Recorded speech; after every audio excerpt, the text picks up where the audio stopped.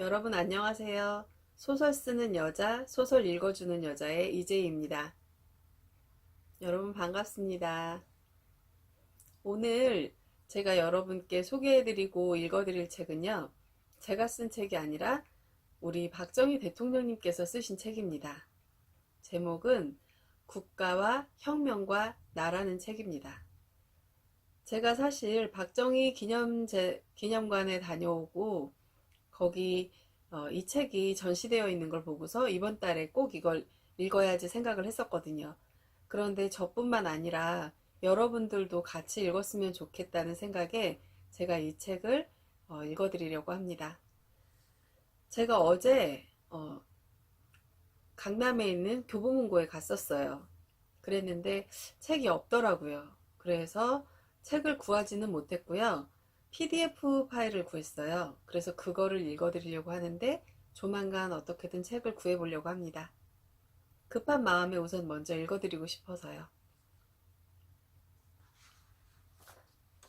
지금 제가 복사하고 PDF로 받은 거는 지금 이 책이에요. 국가와 혁명과다. 근데 책을 읽어드리기에 앞서서 제가 먼저 드리고 싶은 말씀이 있어요. 뭐냐면요.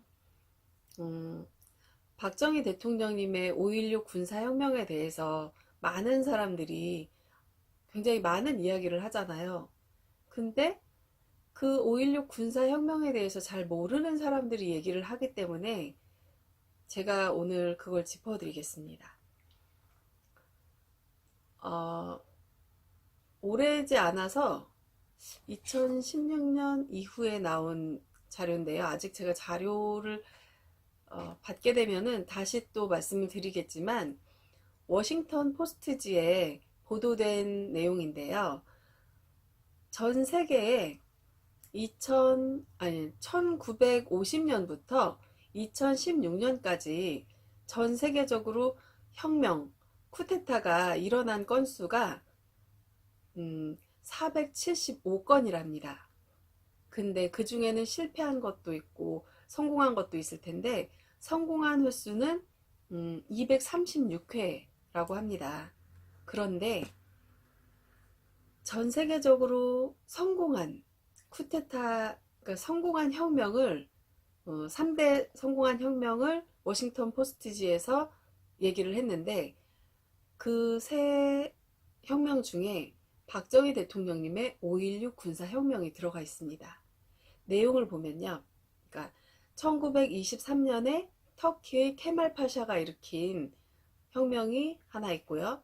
그리고 또 하나는 1950년에 이집트의 나세가 일으킨 혁명, 그리고 우리 박정희 대통령님의 5.16 군사혁명이 있는데 앞에 말씀드린 두 혁명은 왕조를 근대식으로 바꾼 혁명이었고요.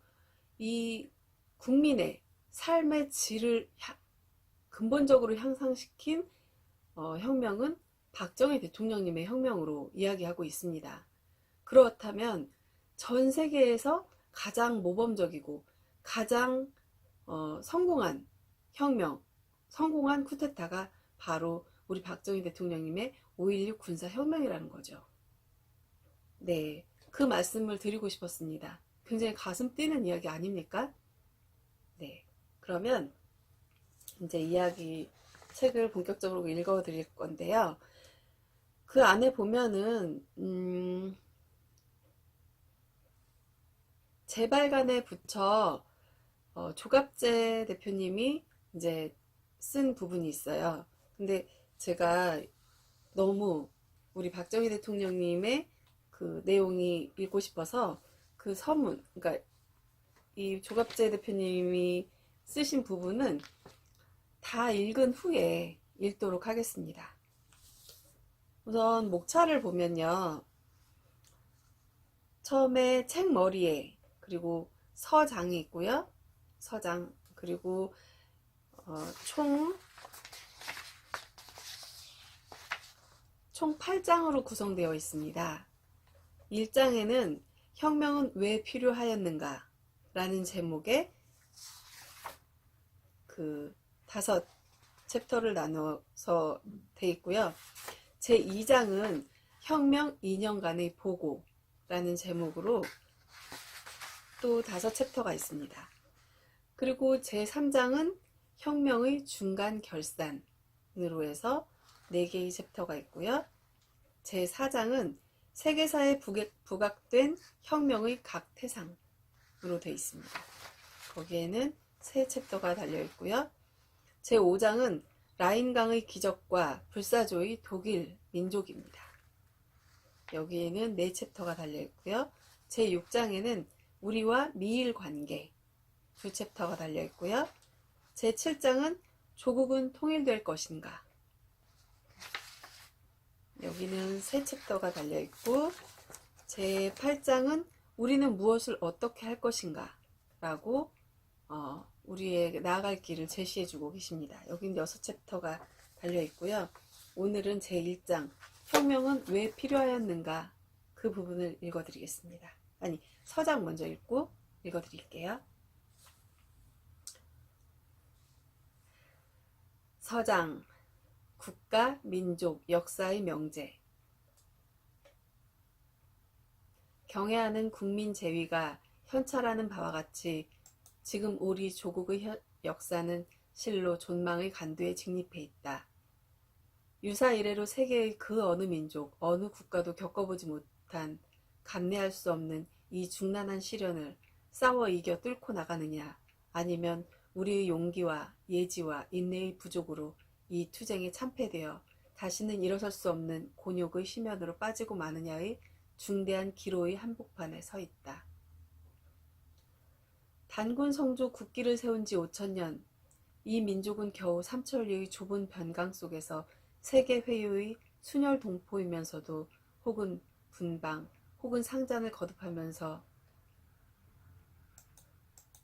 오랜 세월 동안 두터운 봉건 속에서 빈곤과 나락과 안일무사주의의 악순환 속에서 분열 파장만을 일삼아왔다. 순수한 동포민족 천혜의 금수강산, 무비의 고유문화를 지녔으면서 알맞은 국토, 알맞은 인구, 알맞은 자원을 가지고도 단 한 번 국가다운 국가를 세워보지 못하였음이 오늘까지의 우리 역사이다. 생각하면 참으로 곤욕과 혈루에 점철된 것이 우리의 역사였다. 스스로 통탄과 비분과 치욕을 금할 수 없는 우리의 과거였다. 안으로 이러한 일로 지내 내려온 민족이 어찌 밖을 내다볼 수 있었겠는가.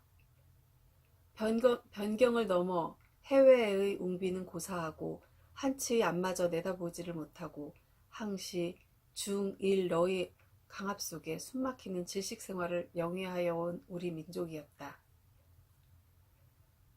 1945년 8월 15일 그것은 확실히 이같이 지루하도록 지속되어 온 오랜 침체의 역사로 하여금 결정적인 종막을 고하게 하는 새 민족사의 기점이었다.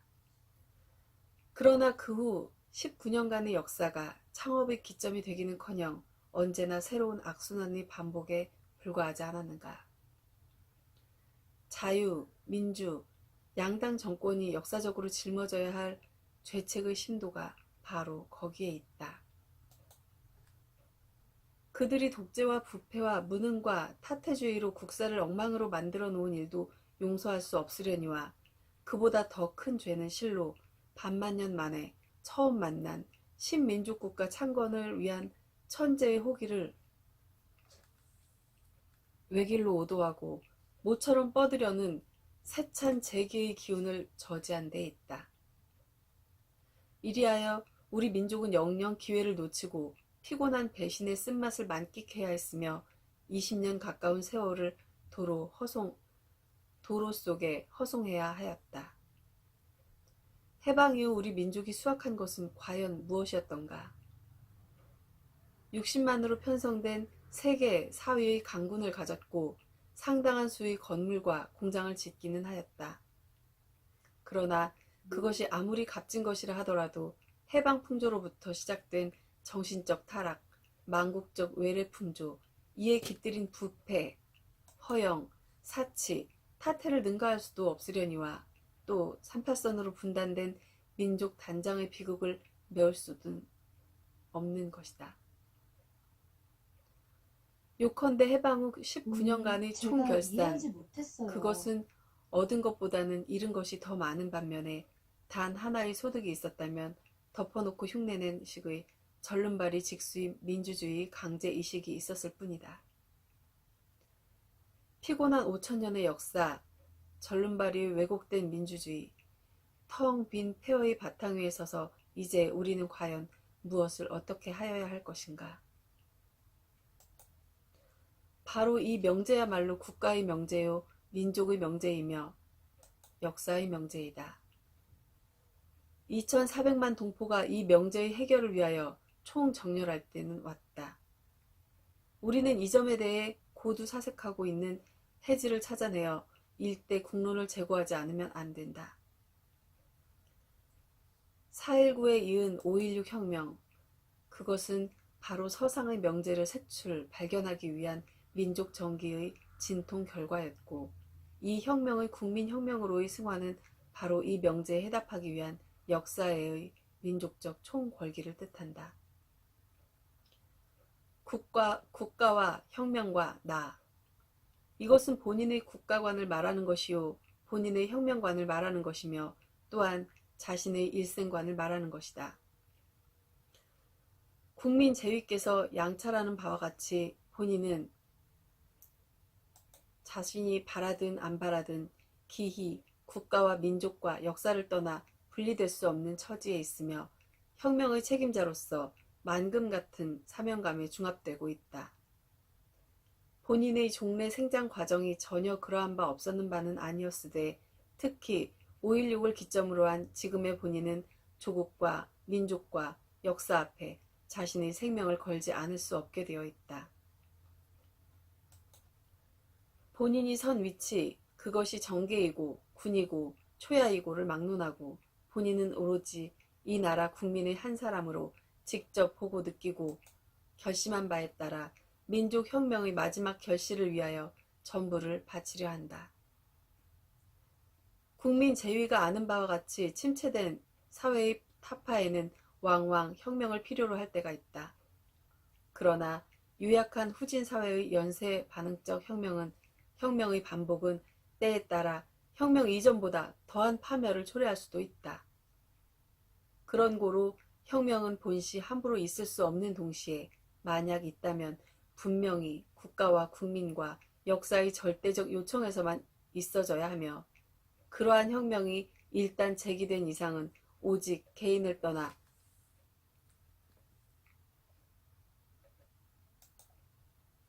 공에 순하려는 구국의 신념과 정확한 관찰, 명석한 판단, 불굴의 투지를 가지고 궁극의 목표를 향하여 굳세게 전진하지 않으면 안 된다.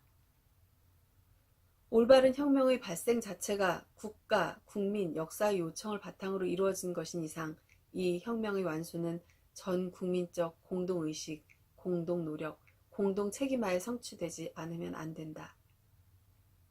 이러한 공감, 공동운명감이 없이 혁명의 국민화나 성공은 기대할 수 없다. 5.16 민족혁명, 이것은 위에 언급된 바와 같이 단순한 정권 교체가 아니고 멀리는 분방과 상잔의 고중세대, 가까이는 2조 500년간의 침체와 외제 36년간의 피맺힌 학정, 해방 이후 이질적인 구조 위에 배태된 갖가지 고지를 총결산하여 다시는 가난하지 아니하고 약하지 아니하고 못나지 아니한 예지와 용기와 자신을 가진 신생 민족의 우렁찬 신등정임을 뜻한다. 그러므로 이 혁명은 그 계기 자체가 한국 근대사 전환의 기점이며 해방 전후 다음가는 제3의 출발이자 민족 중흥 창업의 마지막 기회인 것이다. 그런 고로 이 혁명은 정신적으로 주체의식의 확립혁명이며 사회적으로 근대화 혁명이요 경제적으로는 산업혁명인 동시에 민족의 중흥 창업혁명이며 국가의 재건혁명이자 인간개조, 즉 국민개혁혁명인 것이다. 우리는 이제 이 같은 혁명의 소산으로 제3공화국을 수립하려 하고 있다. 이 제3공화국의 양상 여하에 따라 앞으로 민족 구원의 목표가 이룩되느냐 안 되느냐가 판가름될 것이다. 우리는 여기에 있어 그 기초 작업으로 허다한 일들을 처리하여 왔다. 그것은 최대한의 체질 개선, 세대 교체, 사회 정화, 각 구조의 개신을 통하여 새로운 철학과 새로운 바탕 위에 새로운 국가를 건설할 수 있는 소지를 마련하지 않으면 안 된다.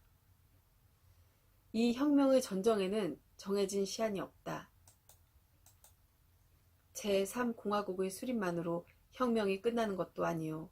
어디에서 어디까지라고 기한이 정해질 수도 없다. 이 혁명은 민족의 영구혁명이다. 우리가 발견하고 생각하고 지향하는 목표가 구체적으로 결실을 볼 때까지 이 혁명은 대대로 계승되지 않으면 안 된다. 엄격한 의미로서 혁명의 본질은 본시 근본적인 정신사상의 대체와 사회 정화 구조의 변혁을 뜻한다. 그러나 한국에 있어서의 양차의 혁명은 이런 점에 있어 한계가 제약되고 있고 그 혁명의 추진에 각 양의 제동작용이 수반되고 있다. 우리는 공산주의를 반대하고 자유민주주의를 원칙으로 함을 벗어날 수는 없다. 민주주의의 신봉을 견지하는 한 여론의 자유를 막을 수는 없다. 토론의 자유 속에 혁명의 구심력을 찾아야 하는 혁명. 바로 이것이 본인이 추구하는 이상혁명이다. 그러나 그것은 매우 힘이 들고 어려운 길이다. 그러나 우리는 이 힘드는 역경을 싸워 극복하지 않으면 안 된다. 정치활동의 자유를 허용한 이후의 사태는 혁명의 순수성에 큰 변화를 가져왔다. 고고한 상아탑 속의 신화가 시장의 상품처럼 속화되었다. 우리는 이 공개된 시비의 책상머리에서 긍정과 이해를 구하지 않으면 안 된다. 이 논쟁의 승패 여부는 곧 혁명이 승화되느냐, 다시 역사가 오욕되느냐의 판가름이 될 것이다. 본인은 여기에 한 여가를 빌려 다시 붓을 들고 왜 혁명은 필요하였는가를 새삼 회고해보면서 기간의 발자취와 내일의 희망 등을 엮어보기로 하였다. 이것은 오로지 본인 자신은 물론 모든 혁명 동지 자신의 반성과 새로운 각오에 대한 거울로 삼음과 아울러 국민 재위에 대한 절실한 호소이자 참고의 일단에 드리려는 단심에서이다.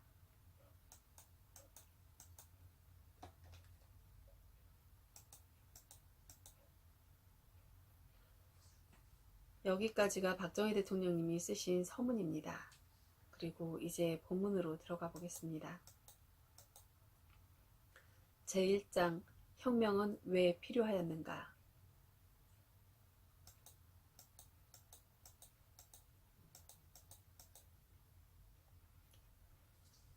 (1960년대의) 국내 정세. 우리는 왜 혁명을 일으키지 않을 수 없었는가? 또 국민은 왜 이 혁명을 지지하였는가? 우리는 이 점에 대하여 그 논리적 근거를 분명히 하여둘 필요가 있다. 본시 혁명은 그것이 아무리 좋고 훌륭한 것이라 하더라도 얼마간의 반대 세력은 을에 따르기 마련이다. 더구나 구 정치인에 대한 정치활동을 전면적으로 해체한 이후 상당수의 그들이 혁명의 필연성을 부정 내지 비난함으로써 국민의 판단을 오독해 하고 또한 현실에 대한 불만을 과장 선동함으로써 최대한의 반사적인 자가이득에 급급하고 있다. 일이 국가와 민족의 운명에 관계되는 이상 우리는 이러한 일들을 감상적인 한 인간의 과거사처럼 간단히 건망증의 피 안에 묻어버릴 수는 없다. 과거가 없이 현재가 없고 현재가 없는 곳에 미래가 없는 것처럼 원인 없는 곳에 결과는 있을 수 없는 것이다. 4.19의 학생의거 그리고 5.16의 군사혁명은 해방 이후 16년간의 정치가 결정적으로 파탄되었음을 말한다. 이 두 차례의 혁명을 학생이 일으키고 군대가 성공하게 한 것은 본질적으로 정치와 무관하여야 할 이들의 특수사회 이외에는 혁명으로서 국가와 민족을 구할 만한 용기와 정열, 그리고 힘이 없었기 때문이다. 무슨 까닭으로 학생은 연학을 잠시 두고 군인은 국토방위의 임무를 뒤로하고 혁명의 대열에 참가하지 않을 수 없었던가. 그것은 혁명 2년이 지난 오늘날 이 시각에 와서 새삼 강조할 겨를조차 없이 혁명이 없었던들 정작 나라는 망하였을 것이고 도의는 지금쯤 찾아볼 길조차 없었을 것이기 때문이다. 호언장담하는 정객에 구국의 기적을 바란다는 것은 이미 너무나 때가 늦었고 지칠 대로 지친 민간 사회의 이를 기대하기에는 사실 무리가 아닐 수 없었다. 도대체 그토록 절망적이고 절박한 상황이란 어떤 것이었던가? 이하 본인이 혁명 당시 뼈저리게 느꼈던 몇 가지 단상을 회고하여 국민 제위의 판단에 자고자 한다. 30억 달러 수원의 내역과 그 전말. 무릇 인간 생활에 있어 경제는 정치나 문화에 앞서는 것이다. 이렇게 볼 때 우리 한국 민족의 경제적 사정은 더욱 절실한 바가 있다. 멀리는 이조대의 자체적 빈곤과 일정시의 혹독한 식민지적인 수탈, 가까이로는 해방 후 국토 분단에서 초래된 자원의 불균형과 1950년대의 6.25 동란 등으로 민족 경제는 완전히 회진화된 데다가 국가의 재화마저 일실의 운명에 당면하였다. 경제적으로 자립 능력이 없는 한 인간은 끝내 남을 의지하지 않으면 안 되듯이 이의 자립 없이 한 민족이나 국가의 온전을 기대하기란 문자 그대로 연목구어격이 아니겠는가. 과연 우리의 경제 실정은 어떠하였을까? 통계로 살펴보면 이렇다. 해마다 수많은 국민들은 굶주림과 싸우지 않으면 안 되었다. 사람이 먹고 산다는 것은 하등 사치도 아니고 지나친 욕심도 아니다. 지극히 좁은 개념하에서 보장되어야 할 최극소의 권리에 불과하다. 이것이 문제가 된다니 참으로 우리들의 생활은 생존의 연장 이외 하등 생의 목적이 없다는 결론이 나온다. 물론 이것은 어제 그제에 비롯된 것은 아니다.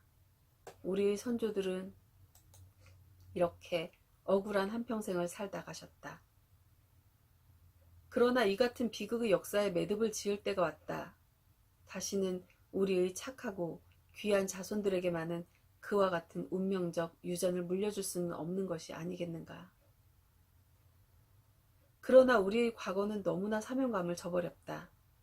국가의 기간 산업인 공업 수준은 말이 아니었고 농촌은 농촌대로 그 피폐상이 목불인견의 참상에 이르렀고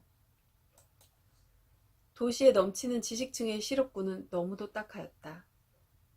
이상의 사실은 무슨 연유에서 비롯되었는가. 두말할 것도 없이 가난해서 온 것이다.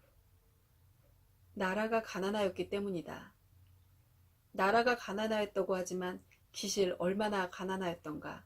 여기에 하나의 산 자료가 있다.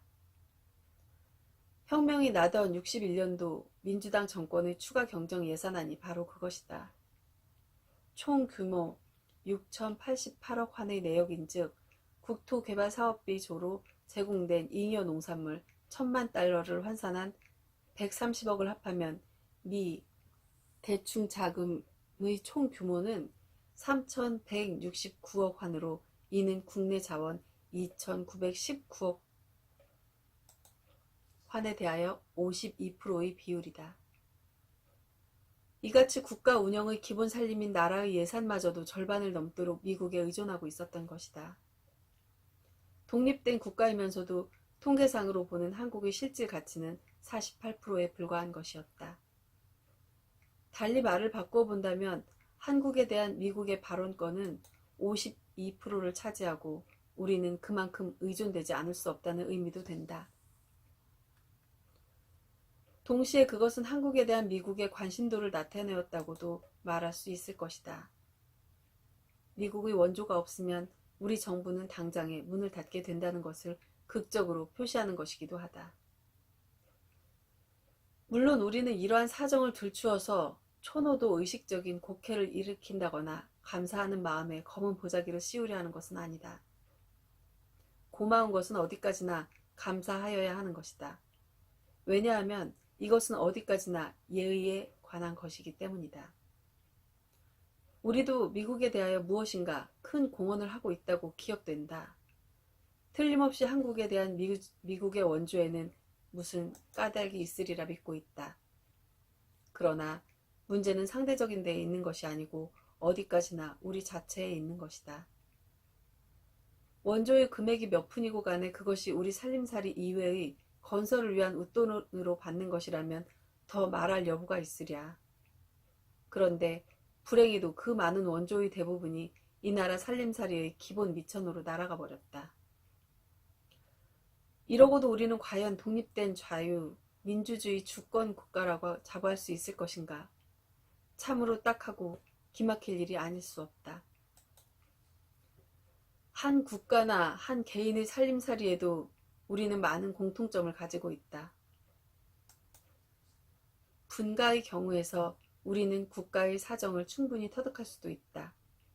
본가의 원조에 의존한다 하더라도 그것은 오래 지속도 하기 힘들거니와 또한 무작정 앉아서 받아먹기란 사실 고될 뿐만 아니라 한 가장으로서의 체면이 말이 아닐 것은 분명한 일이다. 더구나 본가의 사정이 여의치 않거나 그 부모의 불행이 닥쳤을 때는 연쇄적인 반응을 입게 될 것은 당연하다. 그럼으로써 당사자는 평소 이러한 사태를 예측하고 준비하여야 하는 것이다. 자수성가하는 각오와 노력을 게을리할 수는 없을 것이다. 이렇지 않고 어찌 장래를 관망하여 나갈 것인가. 황차 남남길의 경우는 참으로 민망하고 딱하다. 어떤 사람을 위하여 무슨 일을 하여 주었다거나 또는 하고 있다는 것 하나만의 일로서 자신의 생활 능력 부족을 말하며 그 생활비의 절반 또는 그 이상을 10년이고 20년을 신세진다고 가정만이라도 하여 보라. 실로 아찔할 결론은 명확가나하다 할 것이 아니겠는가. 우리가 나라의 살림을 이 지경으로 끌고 온 지가 어언 20년을 내다보게 되었다. 한 세대가 지나간 것이다. 언제까지나 이러고만 앉아서 지낼 것인가. 별단의 결의와 용기 없이 무감각하게 방관만 하고 있을 것인가. 내일이라도 미국의 원조나 관심이 끊어진다면 우리는 무슨 대비를 강구할 것인가. 더구나 전투나 정치 이전에 앞장서는 경제전에 있어 강력한 대적을 383 저쪽에 두고 있는 현 정세하를 생각한다면 일시라도 머뭇거릴 수도 없고 사고할 겨를조차 없는 것이다. 총력의 민족 경제의 타계에 집결케 하고 부흥의 일로 매진이 있을 뿐이다. 하루라도 빨리 자주 경제를 확립하고 내 살림을 내가 맡아 해나가는 수건을 이루어야 한다. 61년 5월 이전 본인으로 하여금 혁명을 거삭해 한 직접적인 주요 목표가 바로 이것이었다. 자주. 그것은 오직 자주경제 이외에 잡을 그물이 없는 것이다. 그러면 정부 예산에 대한 미 대충 자금의 이와 같은 비중은 예산 이외로 제1차 산업, 제2차 산업, 제3차 산업 등 자립경제 건설을 위한 시설 원자재 등의 공업화와 기타 전반 경제 부문에 대한 지원을 다한 나머지의 잉여 자금 처리에서 나타난 현상인가. 본인은 그렇지 않은 것으로 알고 있다. 60년 12월 호 한은 조사 월보에 의하면 해방 후 즉 45년부터 59년까지 이 기간에 26만 9천만 달러에 달하는 미국 원조를 받아왔다.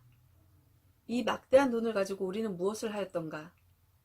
이같이 방대한 규모의 원조를 받았으면서도 국가의 기간 산업은 후진국의 초보 상태에 답보되어 있을 뿐 중소기업, 수출 산업은 위축될 대로 되어 극심한 수요 부족과 물가의 앙등, 수출의 부진으로 해마다 수천만 달러를 산하는 국제수지의 역조를 나타내고 있었다.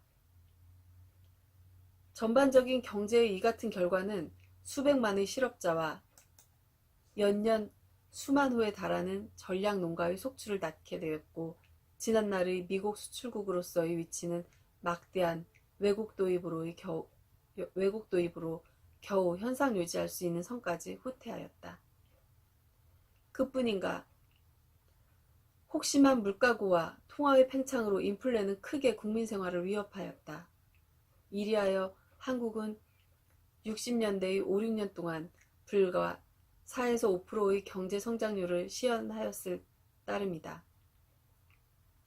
보통 미개발 후진국의 경우에 보면 그 경제 성장률이 7에서 12% 선을 상회하는 데 비하여 우리의 실수는 그 사정을 여실히 말하여주고도 남음이 있는 것이다.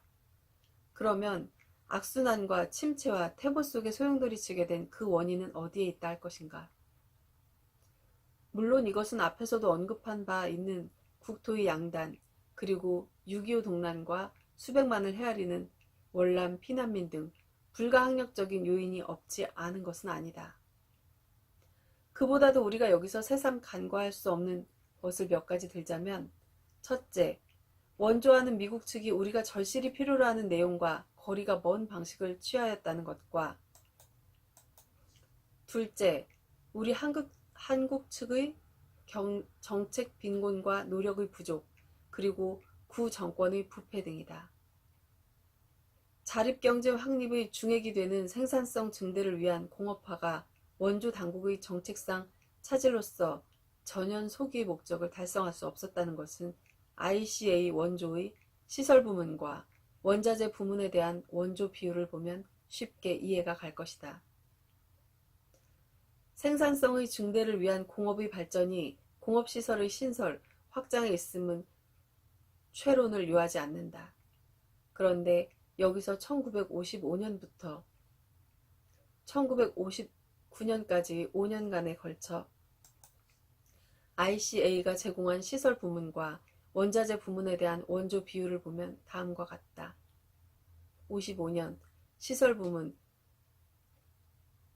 9,746만 달러 47.4%, 원자재 부문 1,835만 달러 52.6%, 1956년도 시설 부문 8,539만 달러 31.4%, 원자재 부문 18,565만 달러 68.6%, 57년도 시설 부문 9,272만 달러 28.7%, 원자재 부문 23,053만 달러 71.3%, 1958년도 시설 부문 6,389만 달러 24.1%, 원자재 부문